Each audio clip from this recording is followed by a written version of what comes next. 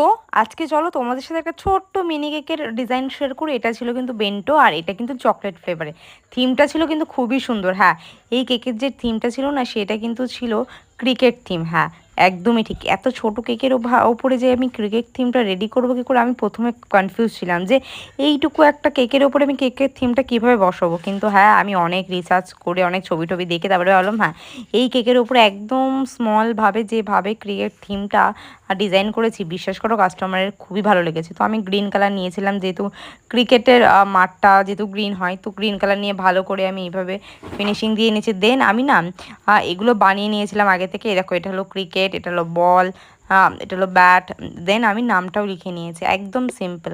দেখো আমার কেকের ওপরে কিন্তু ভীষণ সিম্পল লাগছিলো বলে আমি যে তোমার হোয়াইট বলসগুলো আছে সেগুলো দিয়ে নিয়েছি। দেখো, এটা হলো আমার কেকের ফাইনাল লুক। কেমন লাগলো অবশ্যই তোমরা কমেন্ট করে জানিও গাইজ। আর থ্যাংক ইউ ফর